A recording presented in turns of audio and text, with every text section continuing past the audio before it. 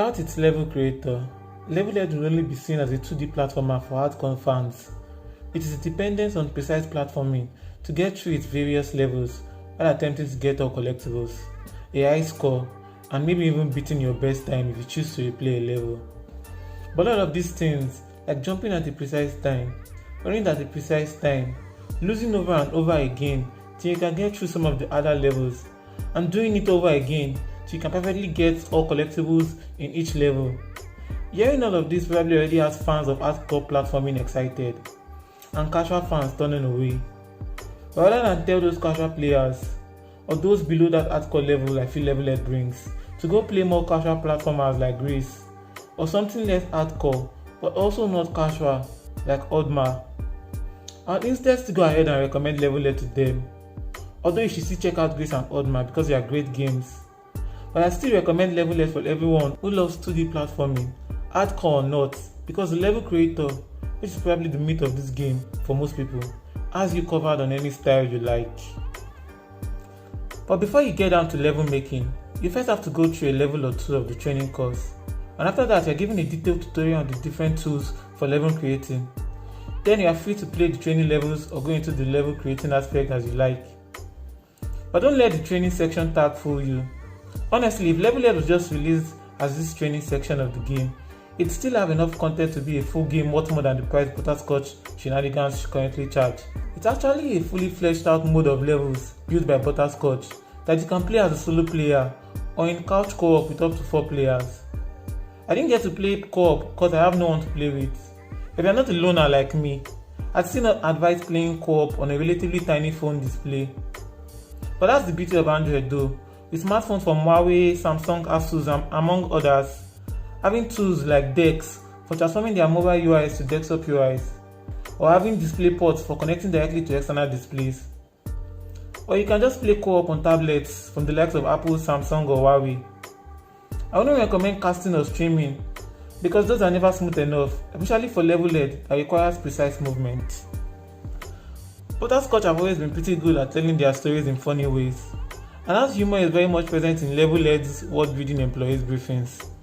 Basically, after every few levels, the game unlocks these cutscenes that explain the weird and wonderful creatures of LevelHead, and also show off how wacky the Mega Space Corporation, the Bureau of Shipping, building all these crazy inventions are. And it's kind of like something to relax to after the high level stress of playing through some of the training levels. Training levels are also how gameplay is introduced to us, and is a good way of experiencing how most of the game system in LevelHead works, in order to better understand how to take advantage of them when creating your own levels. Controls for the most part are pretty easy to understand. There's a jump button, a button for grabbing and throwing things, one for special abilities, the direction or D-pad buttons for moving, and a button for resetting to the last checkpoint. It's pretty easy to understand, but complexity comes from understanding how to use these buttons at the right time to advance past traps, avoid or take down enemies, and get every collectible and hidden secrets in each level. To be honest, I feel the game will be best played with a gamepad, especially because you sometimes need to jump and grab things at the same time. And with someone like me already struggling with even a gamepad, I can't imagine how difficult it would be to complete some of the levels or to complete some of the platforming feats with just touchscreen controls. I'm very sure there's someone out there wondering what the heck I'm talking about, and absolutely having a blast with just touchscreen controls.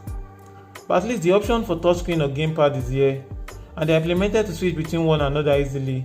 And considering the way LevelHead plays, I don't consider the lack of button mapping a con, at least not here.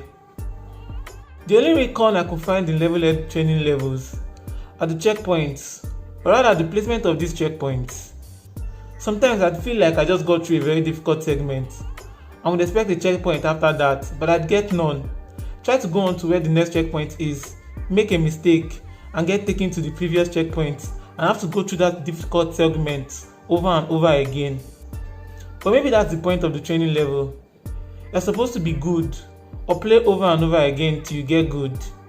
And there's even a speedrun mode in the game setting that basically turns off all the checkpoints, meaning any failure at any point in the speedrun level will take you back to the very beginning of the level and leaves room for 0 mistakes. But for a noob like me, I'd like to have a little more checkpoints, or at least have the option to add more. The world in which LevelHead takes place is pretty colorful, which kind of underlies the deadliness of basically everything in it. Everything from traps to various enemy types and the Gigantimax versions to power-ups and the different and ever-changing environments sometimes makes LevelHead feel like a puzzle game where you try to solve how and when to use GR18 different abilities and controls. Also, the checkpoint at very few times, and let me stress at very few times, will save your progress when you've just made a mistake and will leave you in that loop till you restart the level. As I've said before, at the end of the day, the main focus and selling point for the game is the level creating and sharing aspect. It's also how LevelHead will attract every lover of 2D platformers, from casuals up to hardcore gamers. In this part of the game, there are basically a few things we are concerned with, and that's the workshop, the marketing department, and the tower. The workshop is where Butterscotch gives you the ability to run wide with your imagination and create anything you want. The game opens up all its tools to you to create anything you'd like. Unfortunately, I'm about as creative as a log of wood, but I've seen so many different types of levels created by different players, from one that tries to imitate Mario's opening level, to one that put me in a death game where I had to solve simple math problems before time ran out, and I was teleported to my doom if I didn't solve them on time. The workshop in LevelHead and the way players have been using it to create out of this world levels really emphasizes the flexibility and success in Butterscotch design of LevelHead as a game for creative people. But after creating these levels, you obviously want to show your beauty or beast of a level to the world. Then you move to the marketing department.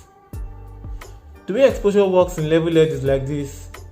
There's a single currency called exposure box, and this currency can be used to tip your created levels or tip levels created by other players until the level gets higher on the marketing department and I eventually permanently move to the tower, which is the end point.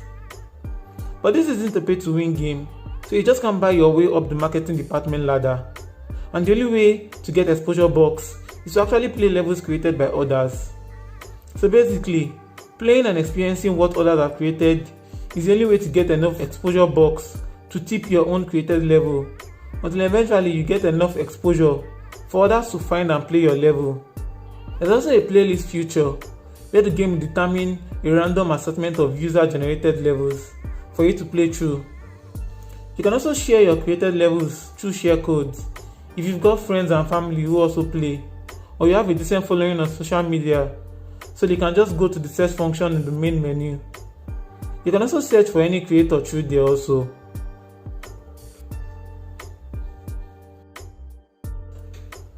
After the game has collected enough data from levels in the marketing department, and after they received enough exposure or playtime, the game moves to the tower. The tower is basically where anyone who's here just to play levels created by others should go. If you remember at the beginning of the video, I said I could recommend LevelHead to anyone, ranging from casual players to hardcore players and anyone in between, and that advice was solely based on the tower. You see, in LevelHead's tower, everything's been curated for your taste, and you're allowed to select the type of LevelHead experience you want. You can filter difficulties from cakewalk to ludicrous, and many options in between. Each of these difficulties are color coded and sorted from 1 to 5 stars depending on the difficulty, although the most impossible of levels are tagged with a red color code and 0 stars because they are the most impossible and are unbeaten after many playthroughs from different players. You can also select from the time levels were built or even by tags. Once you selected the type of experience you want, you can have the game randomly create a playlist of levels for you, and you can still get exposure box from playing in the tower, so you can tip your favorite levels or creators. There's also daily builds and tower trial challenges that add new items for the former and should add significantly more playtime for featured levels in the later. At the end of the day, the most impressive thing about LevelHead is Butterscotch's attention to detail. Little things like making sure the UI can be adjusted in settings, so those with notch displays on their phones don't have UI elements cut out, or adding a speedrunning mode and controller support out of the box, along with the level creator means the game appeals to all crowds of gamers out there with little to no complaints. 4-player co-op also makes LevelHead the perfect game for family and friends, though it's only limited to couch co-op and there's no online co-op, at least on mobile. But one thing that Butterscotch really should be praised for is the fact that not only is it available on almost all platforms bar one, it also has cross saves among different platforms, meaning even if you predominantly play LevelHead on other platforms like say on PC or Xbox, having the mobile version can still come in handy when you are far away from them. And when you consider the fact that the mobile version of LevelHead is cheaper compared to other platforms at $7, that might actually make the Android and iOS version the better value for money proposition. LevelHead is also kind of free-ish if you are subscribed to Microsoft's Game Pass or Google Play Pass services. Okay, that's it for this one. I hope you enjoyed the video. Thanks for watching. I'm Tide and I'll see you in the next one.